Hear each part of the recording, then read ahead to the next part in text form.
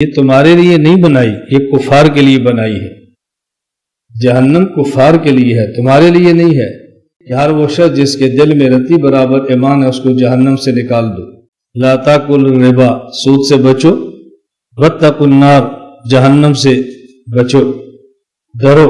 لیکن جہنم کون سی ہے؟ اعدت للکافرین، یہ تمہارے لیے نہیں بنائی، یہ کفار کے لیے بنائی ہے۔ جہنم کفار کے لیے ہے، تمہارے لیے نہیں ہے۔ تو تم اعمال کفر اختیار کر کے کہ اس جہنم میں نہ چلے جانا جہاں پر کفار نے جانا ہے۔ جس طرح حدیث پاک میں ہے کہ رسول اکرم صلی اللہ علیہ وسلم نے ارشاد فرمایا، من ترک الصلاۃ متعمدا فقد کفر۔ اب جہنم میں جانے کا ایک سبب نماز ہے، اور نماز چھوڑنے کو اللہ کے نبی فرما رہے ہیں کہ جو شخص جان بوجھ کے نماز چھوڑتا ہے وہ کافروں والا عمل کرتا ہے، کافروں والا عمل کرتا ہے۔ نماز نہ پڑھنا یہ کافروں کا کام ہے، جس نے کفار والا کام کیا ہے۔ تو جس نے کفار والا کام کیا ہے وہی جائے گا جہاں کفار نے جانا ہے۔ واتقوا النار التی اعدت للکافرین، اس جہنم سے بچو کہ جو کفار کے لیے بنائی ہے، مومن کے لیے نہیں بنائی۔ اگر مومن بد عملی کی وجہ سے جہنم میں چلا بھی گیا تو ہمیشہ نہیں رہے گا، اللہ اس کو نکال لیں گے۔ اور مومن اگر بد عملی کی وجہ سے جہنم میں گیا بھی تو جہنم اس کو بھیجنا عذاب کے لیے نہیں ہوگا بلکہ تزکیہ کے لیے ہوگا۔ عذاب کا معنی ہوتا ہے الام الحی علی سبیل الہوان، زندہ آدمی کو دکھ دینا ذلیل کرنے کے لیے، اور مومن کو ذلیل نہ کرنے کا اللہ نے قرآن میں وعدہ فرمایا ہے۔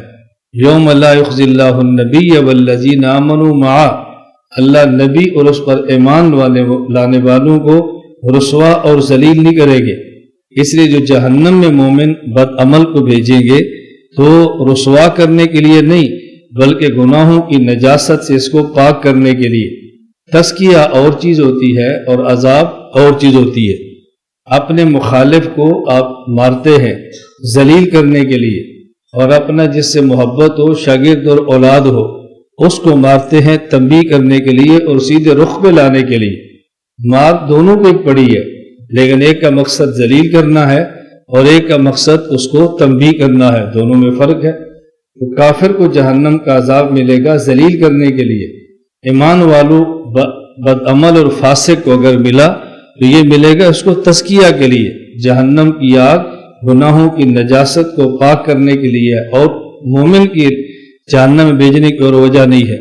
اور جہاں قرآن کریم میں جہنم میں جانے کو رسوائی سے تعبیر کیا ہے تو وہ صورت کی وجہ سے ہے۔ انک من تدخل النار فقد اخزیتہ، کہ یا اللہ جس کو آپ نے جہنم میں بھیجا اس کو آپ نے رسوا کر دیا۔ تو جب مومن جہنم میں جائے گا رسوا تو ہوگا، تو آپ کیسے کہتے ہیں کہ رسوائی نہیں ہوگی؟ تو یہ رسوا نہیں ہوگا، رسوائی والی شکل ہے، اس لیے اس کو رسوا کہتے ہیں، اس کو رسوا کہتے ہیں۔ جس طرح استاد کلاس میں کسی شاگرد کو کھڑا کرے تو مقصود اس کو ذلیل کرنا نہیں ہے، مقصود تنبیہ کرنا ہے، لیکن وہ سمجھتا ہے کہ مجھے استاد نے ذلیل کیا ہے، اور دوسرے طلباء سے کہتے ہیں آج خوش ہے، آج ٹھکائی ہوئی نا، کیسا بے عزت کیا تجھے۔ حالانکہ مقصد بے عزت کرنا نہیں تھا، وہ صورت ایسی ہے کہ جس سے بندہ بے عزت ہوتا ہے، مقصد یہ نہیں تھا۔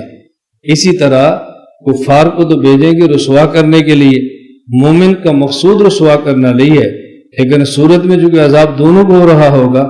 اسی وجہ سے حدیث پاک میں ہے کہ جب کافر مومن کو طعنہ دے گا، تم پیغمبر کا کلمہ پڑھ بھی کے بھی ہمارے ساتھ ہو، ہم میں تم میں کیا فرق ہوا؟ اللہ رب العزت کی جو غیرت ہے اس کو جوش آئے گا۔ اللہ فرمائیں گے کہ ہر وہ شخص جس کے دل میں رتی برابر ایمان ہے اس کو جہنم سے نکال دو۔ اب طعنہ ملنے کی دیر ہے کہ مومن جنت میں چلا جائے گا۔ میں عرض کر رہا ہوں کہ اللہ نے فرمایا کہ واتقوا النار، جہنم سے بچو۔